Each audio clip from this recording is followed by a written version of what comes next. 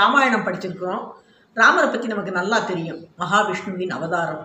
ராவணனை வதம் செய்வதற்காக அவதாரம் செய்தவர்.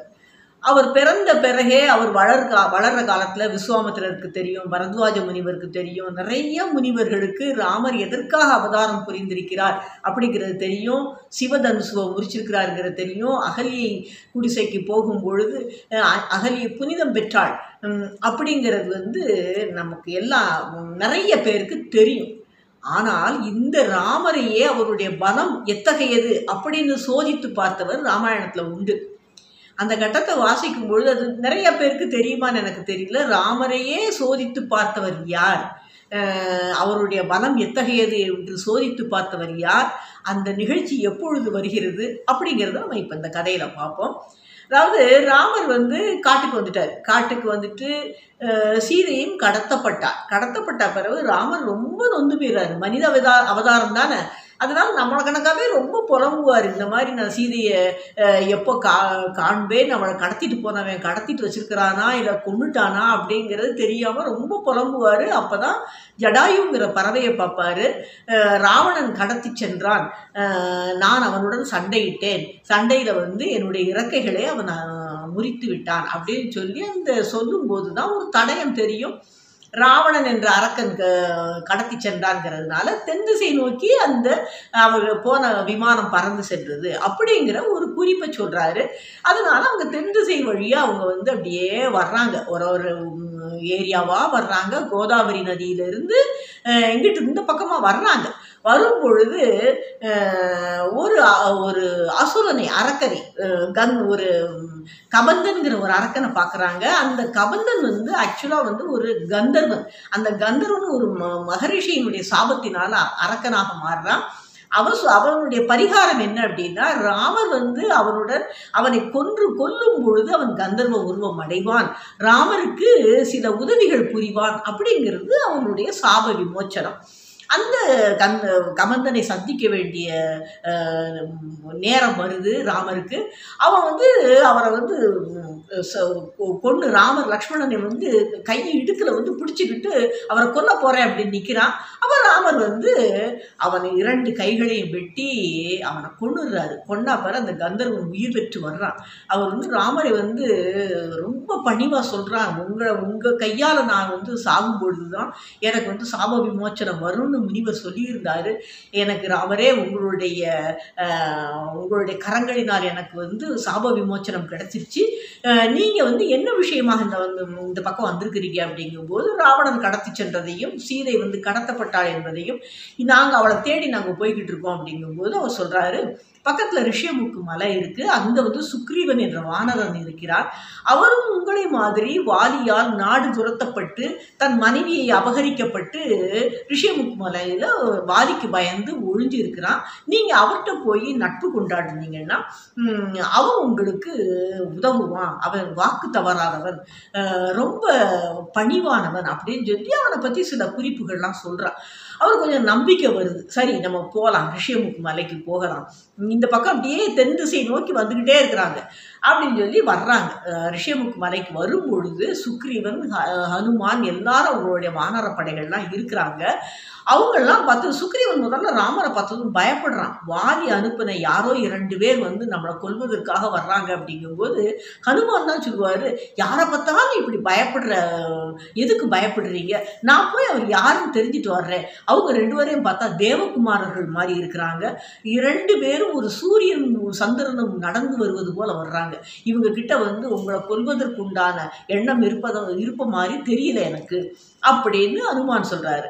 அப்படின்னா நீ யாருன்னு தெரிஞ்சிட்டு வா அப்படின்னு சுக்ரீவன் அனுமான் அனுப்புறாரு. அனுமானுக்குமே இங்க யாரும் தெரியாதனால நினைத்த உருவத்தை எடுக்கக்கூடிய வல்லமை அவருக்கு உண்டு இல்லையா, அதனால ஒரு சன்னியாசி மாதிரி ஒரு வேஷம் போட்டுக்கிட்டு ராமர்கிட்ட வர்றாரு. ராமர்கிட்ட வரும் பொழுது தன்னை அடையாளப்படுத்த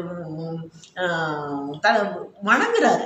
நீங்க 2 பேரும் ஒரு தேவகுமாரர்கள் மாதிரி இருக்கிறீங்க, நீங்க யாரு, இந்த வனத்தில் நீங்க என்ன பண்றீங்க, மரபுரி தரித்து இருக்கிறீங்க, ஆனா உங்க தோல்ல வில்லு இருக்குது, அம்புரா துணி இருக்குது. ஒரு மரபுரி தனித்த தபஸ்விகள் கையில வில்லும் அம்பும் இருக்க முடியாதே, நீங்க யாரு, என்ன காரியத்துக்காக வந்திருக்கிறீங்க அப்படின்னு சொல்லும்போது ராமர் சொல்றாரு, நீ யாரு முதல்ல அதை சொல்லு அப்படிங்கிறாரு. அப்போ சொல்றாரு, நான் சுக்ரீவன், வாலியால் துரத்தப்பட்ட சுக்ரீவனுடைய தொண்டனாக இருக்கிறேன். இந்த மாதிரி நாங்கள் ரிஷியமுக்கு மலையில இருக்கிறோம் அப்படின்னு சொல்லி ஒரு பாதி விவரத்தை சொல்றாரு. எதனால வந்து அவர் கேட்கிறாரு, வாலி எதனால சுக்ரீவனை துரத்தி விட்டாரு அப்படிங்கும்போது தன்னுடைய மனைவியும் அபகரிச்சு விட்டு துரத்தி விட்டாரு அப்படின்னு சொல்லி சொல்றாங்க. சொல்லிட்டு அப்போ வந்து ராமர் சொல்றாரு, நான் வந்து அயோத்தி நகரத்தின் தசரத மன்னனுடைய மகன், பரதன் நாடாண்டு கொண்டிருக்கிறான். நான் வனவாசம் வந்தேன். வந்த இடத்துல ஜனஸ்தானத்துல வச்சு சீதையை வந்து ராவணன் கடத்திட்டு போனதாக தெரிந்து கொண்டேன். இப்போ வந்து சீதையை அவன் எங்கு, ராவணன் சொல்ல மாட்டார், சீதை கடத்தப்பட்டாள். அவள் எங்கு இருக்கிறாள், யாரிடம் இருக்கிறாள், பாதாள உலகத்தில் இருக்கிறாளா, தேவலோகத்தில் இருக்கிறாளா, எங்கு ஒழித்து வைத்திருக்கிறாள், இப்படி கொண்டுட்டாங்களா, எதுவுமே எனக்கு தெரியாது. நான் அவளை தேடி வந்திருக்கிறேன் அப்படின்னு சொல்லும்போது ஹனுமானுக்கு ஒரு மனசுக்குள்ள படுது, ஓ இவர் சுக்ரீவனுடைய கதை மாதிரியே தான் ராமருடைய கதையும் இருக்கு, அதனால வந்து நம்ம இவரை வந்து நட்பு கொள்ளலாம் அப்படின்னு மனசுக்குள்ள ஒரு சின்ன ஒரு எண்ணம் தோணுது. தோணுனதுனால அவர் சொல்றாரு, நீங்க வந்து சுக்ரீவரை பார்க்க வாருங்கள் அப்படின்னு சொல்லி சொல்றாரு. சுக்ரீவர் வந்து ஒரு பயத்தோட ராமரை வந்து, அவருக்கு யாரை பார்த்தாலும் வாலியால் துரத்தப்பட்டதுல இருந்து யாரை வந்து வித்தியாசமான ஒரு ஆளை பார்த்தாங்கன்னா பயமா இருக்கும் அவருக்கு, வாலியால் அனுப்பப்பட்டவரோ அப்படிங்கிற ஒரு பயத்துல வந்து சொல்லுவாரு. அப்ப வந்து ராமர் சொல்றாரு, நாம் இருவரும் நண்பர்கள் ஆகலாம் அப்படின்னு சொல்லி 2 பேர் கை குலுக்கிக்கிறாங்க. அப்போ வந்து ராமர் சொல்றாரு, நான் உனக்கு எந்த வகையில் உதவி செய்யலாம், நீ வந்து சொன்னேன்னா, நீ உன்னுடைய கதையை சொன்னேன்னா நான் உனக்கு உதவ முடியுமான்னு பார்க்குறேன் அப்படின்னு சொல்லி 2 பேரும் பரஸ்பரம் நண்பர்கள் ஆகி கொள்ற மாதிரி அவங்க வந்து பேசுறாங்க.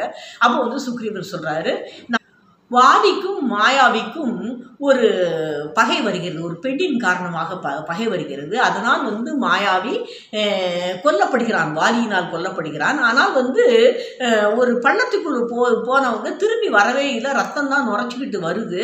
அப்போது வாலி செத்து போயிட்டான் அப்படின்னு நினச்சிட்டு நாங்கள் வந்து அந்த பள்ளத்தை மூடி விட்டு நாங்கள் கிஷ்கிந்தைக்குள்ளே வந்தோம்.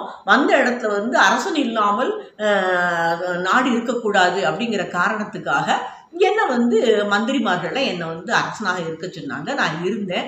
ஆனால் வாலி சாகவில்லை. வாலி வெளியே வந்து நான் தான் வேணும்னே அவனை கொல்றதுக்காக பள்ளத்தை மூடிட்டு வந்துட்டேன் அப்படின்னு சொல்லி என்னைய வந்து என் கூட சண்டை போட்டு என்னை துரத்தி விட்டுட்டான், என்னுடைய மனைவியும் அபகரிச்சிட்டான். இதுதான் வந்து நான் வந்து வாலியால் துரத்தப்பட்ட கதை.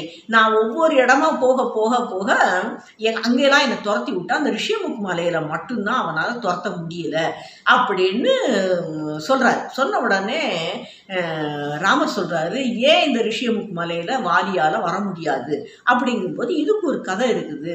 துந்துபிங்கிற ஒரு அசுரன் வந்து மிக பலம் வாய்ந்தவன்.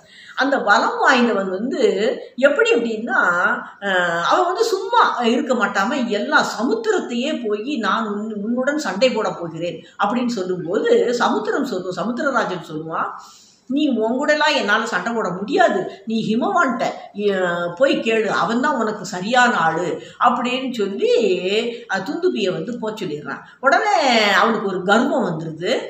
கர்வம் வந்த உடனே ஹிமவான்ட்ட போய் நான் உன் கூட சண்டை போட போகிறேன், உன்னை ஜெயிக்க போகிறேன் அப்படின்னு சொன்ன உடனே, உன் கூட சண்டை போட என்னால் முடியாது, தென் திசையில் வாலி ஒருத்தர் இருக்கிறான், வாலி கூட சண்டை போட்டு பாரு அப்படின்னு சொல்லி அவங்க அனுப்பி வச்சிடுறாங்க.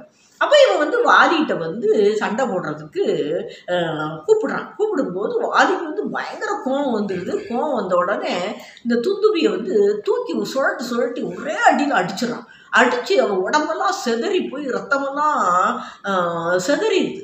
அப்போ அந்த உடம்பெல்லாம் செதறின பாகமெல்லாம் என்ன ஆகுது அப்படின்னா, இந்த ரிஷியமுக்கு மலையில் இருக்கக்கூடிய மதங்க முனிவர் அப்படிங்கிறவருடைய ஆசிரமத்துக்கு முன்னால் வந்து விழுத உடனே அவர் வந்து அந்த உடம்பு வந்து ரத்தம் சதையுமா வந்து விழுந்த உடனே அவருக்கு வந்து ஒரே கோவம் வந்தது.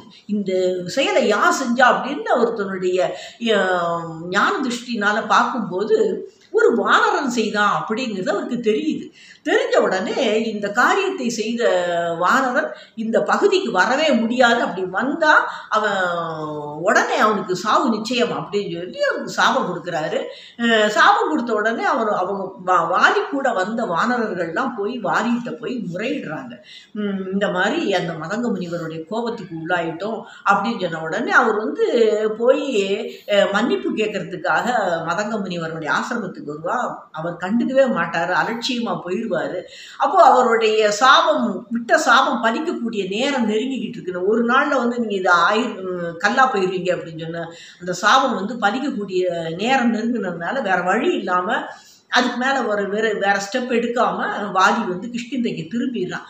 அந்த பகுதி மட்டும்தான் வாலியாலையும் வாலியை சார்ந்தவர்களாலையும் வர முடியாதுங்கிறதுனால நாங்கள் இந்த இடத்துல வந்து ஒழிஞ்சிக்கிட்டு இருக்கிறோம் அப்படின்னு சொல்லி சொல்லும்போது ராமர் வந்து தன்னுடைய கதையை சொல்றாரு.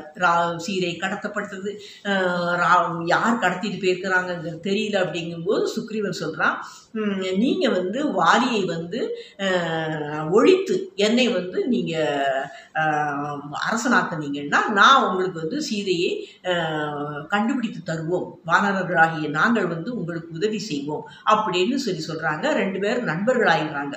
நண்பர்களான பிறகு சுக்ரீவனுக்கு வந்து என்னதான் இருந்தாலும் அவன் வாலியை பார்த்து பார்த்து பயந்து பயந்து வாழ்ந்தவன். அதனால அவனுக்கு வந்து ஒரு ஷாக் இருக்குது. என்னடா ஒரு ஒரு ஒரு நினைப்பு, ஒரு பயம் இருக்குது.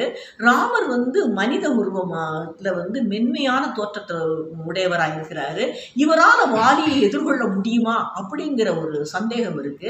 அப்போ வந்து ராமருக்கு வந்து அது புரிஞ்சிருது. என்னுடைய பலத்தை காட்டுவதற்கு நான் என்ன செய்தால் நீ நம்புவாய் அப்படின்னு சொல்லி சொல்றாரு. அப்போ வந்து சுக்ரீவன் சொல்றாரு, இந்த துந்துபிங்கிற உடல் வந்து காஞ்சி போய் கிடக்கு, இந்த உடலை வந்து அவன் அநாயாசமா தூக்கி வாலி வந்து தூக்கி எரிஞ்சான், அதே அந்த மாதிரி நீங்க தூக்கி எரிஞ்சிங்கன்னா நான் நம்புவேன் அப்படின்னு சொல்லும்போது சொல்லி முடிக்கிறதுக்கு வந்து அவர் தன்னுடைய கட்ட விரலை வச்சு ஒரு நம்புறாரு. அந்த உடம்பு வந்து அப்படியே வெகு தூரத்துல போய் விழுது.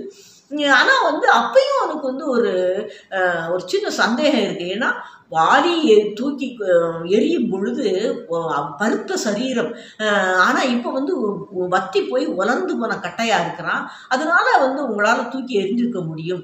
ஆனால் வாலி இங்க இருக்கக்கூடிய 7 மரங்கள் அங்க பக்கத்துல நிக்குது. இந்த 7 மரங்கள்ல ஒரு மரத்தை வந்து அம்பு வச்சு தொலைச்சான்னா இந்த பக்கம் குத்தி அந்த பக்கம் வெளியே வரும். அவ்வளவு சிறந்த ஒரு வில் எய்ததுல வந்து அசகாய சூரன் அவன் அப்படின்னு சொல்லும்போது ராமர் வந்து அவ்வளவுதானே இப்ப பார் அப்படின்னு சொல்லிட்டு தன்னுடைய அம்பை எடுக்கிறாரு. அம்பை எடுத்து அந்த 7 மரங்களையும் குறி வச்சு அடிக்கிறாரு. அடிக்கும்போது அந்த அம்பு 7 மரங்களையும் குத்தி அப்படி வெளியே வந்து திரும்ப அவருடைய அம்பரா துணியில வந்து விழுந்துருது. விழுந்த பிறகு அப்படியே சாஷ்டாங்கமா விழுந்துடுறாரு.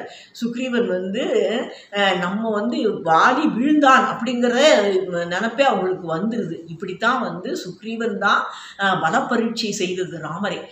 விஸ்வாமித்திரரால் போற்றப்பட்ட ராமர் வந்து சுக்ரீவனால் பலப்பரீட்சை பண்ணப்பட்டார். அது செய்தும் காமிக்கிறார். அந்த ஒரு அவசியம் வருது அவருக்கு, செய்தும் காமிக்கிறாரு. செய்து அந்த கட்டம் வாசிக்கும் போது ரொம்ப சுவாரஸ்யமாக இருக்கும். ராமருடைய சிரிப்பு, அந்த காலால் நெம்பி விடுறதெல்லாம் பார்க்கும்போது படிக்கும்போது நமக்கு வந்து ரொம்ப அப்படியே ஒரு விஷுவலா நமக்கு கற்பனை பண்ணி பார்க்கறதுக்கு ரொம்ப ஒரு என்ஜாயபுளா இருக்கும். இந்த கதையை வந்து உங்களுக்கும் பிடிக்கும் நான் நம்புறேன்.